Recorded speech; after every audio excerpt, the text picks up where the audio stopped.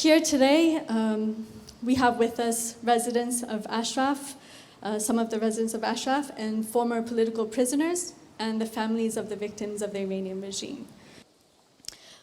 As you can see, in Ashraf, you will see people from all generations and ethnicities. But I think one of the most prestigious is probably Mother Hajar. She's 84 years old, and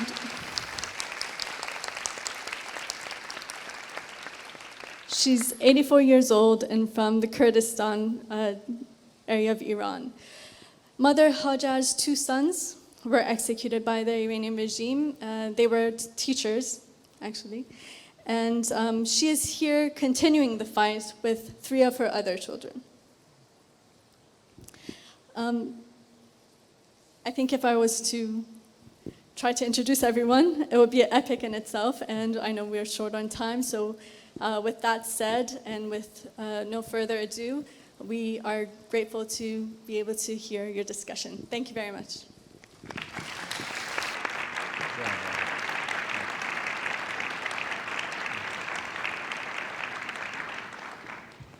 Well, thank you for hosting us. My name is Marc Short. I had the honor of serving as his chief of staff on both Capitol Hill and when he served as vice president of the United States. And it's really our honor to be here. We had an opportunity to have a tour and to hear some of the really tragic stories, but at the same time, to be really motivated and encouraged by the courage of so many people here who have either suffered yourselves or have had families who have been massacred by the current regime. And so we'll talk a little bit about that as we go along. I'm going to start with just a few more questions, maybe to help introduce the vice president to you and some of the policies that were pursued during the Trump-Pence administration. But where I'd like to start, if I could, is Mr. Vice President, as I said, we've heard a lot about this facility, but what does it mean for you to actually be here and to go through the tour and to see the suffering that has happened? This was an important issue for you from your earliest days as a congressman representing the heartland of America. Why was it important for you to stand up for the people of Iran who were suffering under the dictatorships and the torture that was suffered upon them by Khomeini before?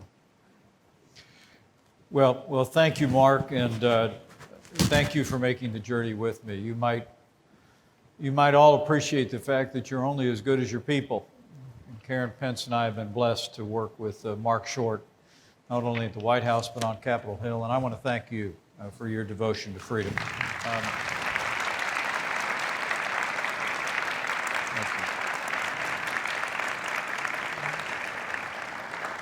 Mark, I think I can speak for my wife and I when I tell you that we've been deeply moved today to meet people that have lived through the evil in Iran, to see it presented, but also to make that transition here at Ashraf-3 from one side of the museum to the next. Because as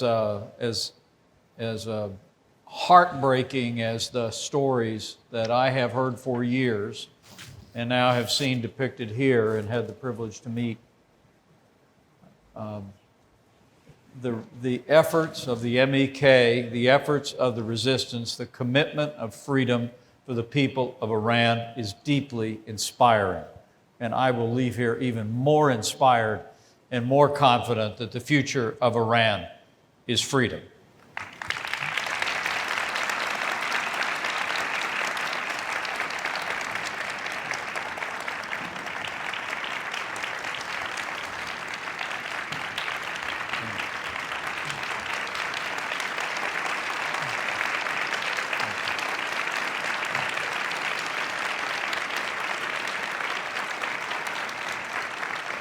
Well, Mark, I appreciate, given our long association, you mentioning the fact that while I'm very proud of the work the Trump-Pence administration did to isolate the tyrannical regime in Tehran, to move and to take action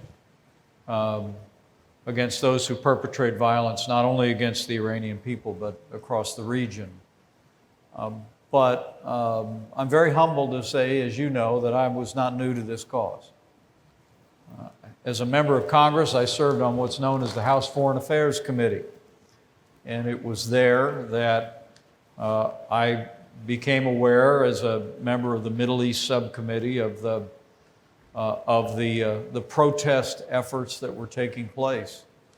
And I remember the streets being filled in 2009.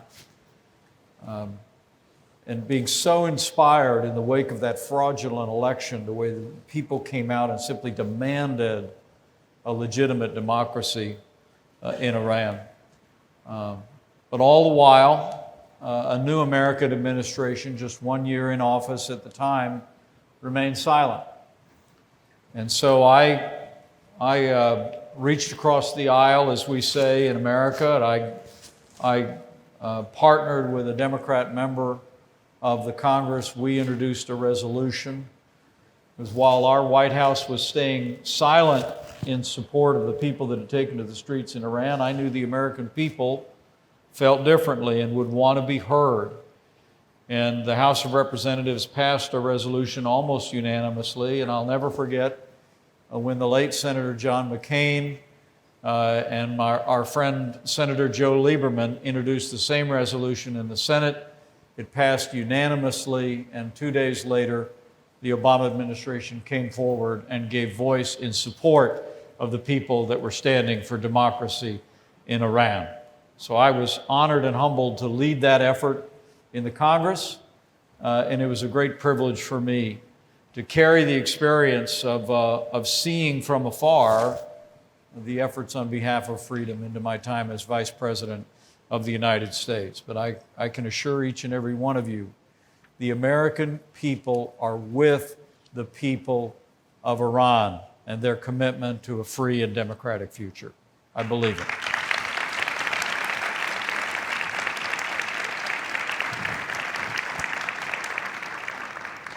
Mr. Vice President, you often comment in your remarks that weakness arouses evil, and what it means to the world when America stands strong.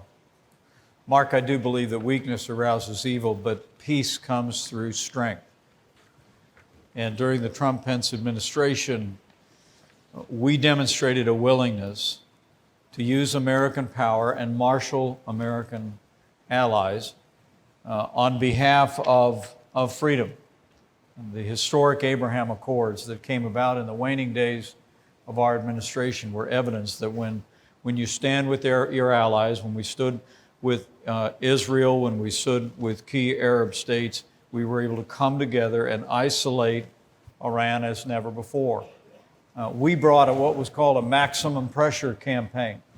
Not only did we withdraw from the Iran nuclear deal, but we also brought even more economic sanctions, and the net effect of that, we believe, was in part the Abraham Accords. It was making it clear to that region of the world that we would not tolerate the malign influence of Iran or the brutality of the regime toward its own people.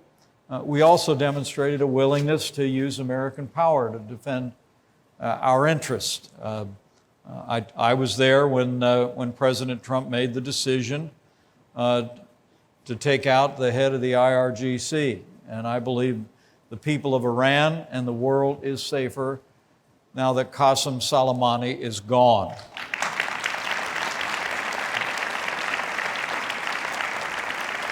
But as we gather here today, Mark, I share the concern of millions of Americans that as we meet here at Ashraf-3, this administration is actually at the table in Vienna, making even more concessions to try and entice the regime in Tehran to re-enter the Iran nuclear deal. And we believe this is wrong. And it's dangerous.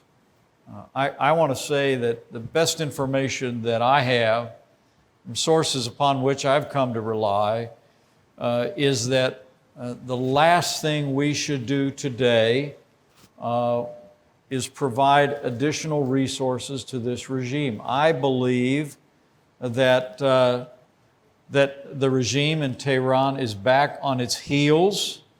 I believe you see that in what's happening around the IRGC today. There's a great time of instability, and when I hear about the ongoing efforts on the streets of Iran, now more than ever, America should stand with people who long for and take the risk to demand freedom in Iran. And I'll be a voice for that.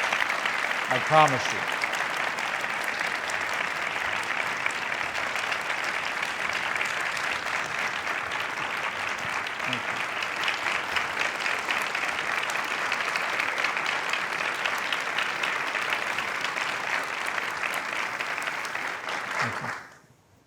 Along those same lines, sir, President Raisi is notorious for having been directly involved in the massacre of 30,000 political prisoners in 1988, many of whose families were victims of that massacre are represented here today and will be tonight. Now that he's ascended to the presidency, we get reports consistently that the resistance units are growing in number and frequency of protests. How can we recognize that the change must come from within? How can we nonetheless be encouragers from the outside as the United States to encourage those sorts of activities? Well, let me say first and foremost, I think the election of President Raisi is evidence of a regime in Tehran that feels vulnerable. President Raisi is guilty of genocide, and someday I believe we will be held to account.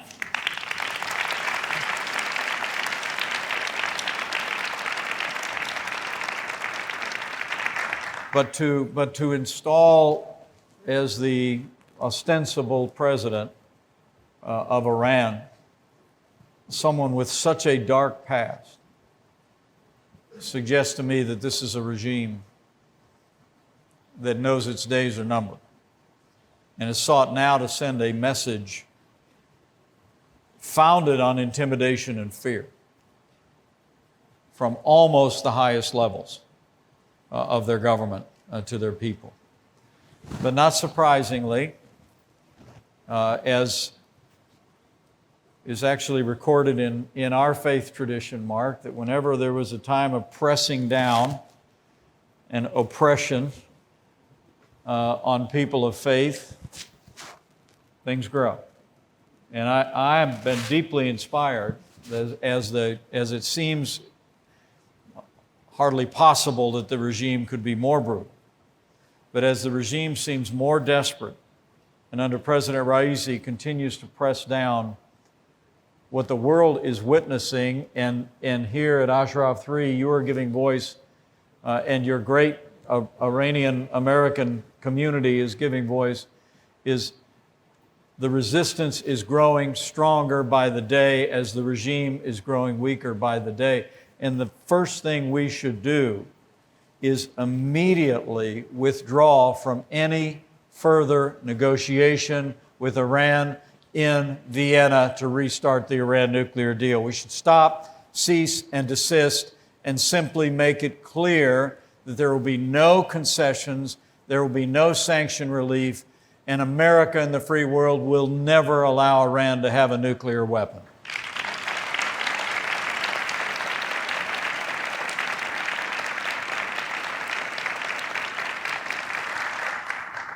Obviously, this audience and those who reside here have been exiled from their home country.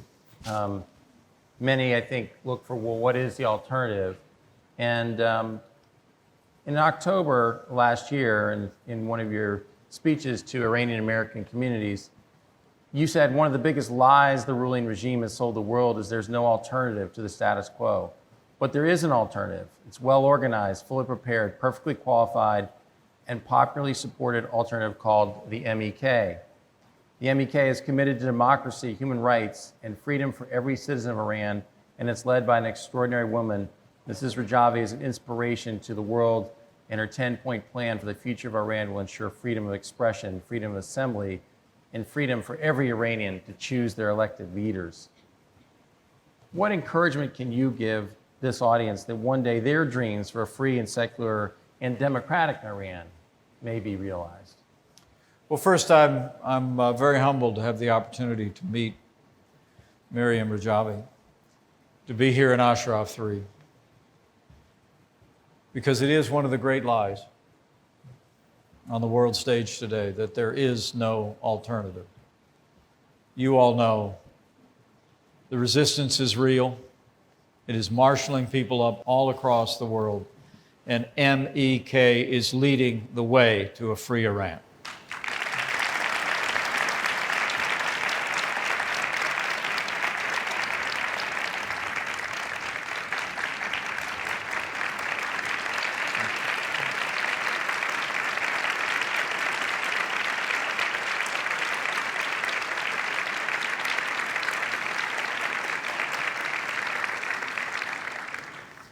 But in terms of the encouragement, the last part of your question, Marc,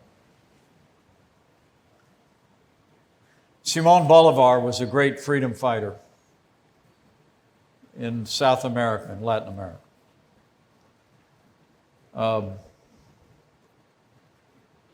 Who said, and I quote, "A people who would have freedom will in the end be free."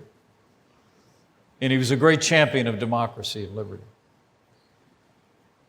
And when I look out at all of your faces, I think of the tragic experiences of your families, but I see the way it only steeled your resolve. When I think of you losing your daughter in 2008, when I think of you losing your family and your sons, but to see you here, to see you taking the heartbreak and turning that into a vision of freedom for the future, I'm more confident than ever. But ultimately, Marc, as you said, like everyone here, we're men of faith. For Karen and me, faith is the very center of our family and always will be. And in our faith tradition, there's a verse that simply says, where the Spirit of the Lord is, there's freedom. That means when we make freedom our cause, we make His cause on this earth our very own. And that means freedom always wins.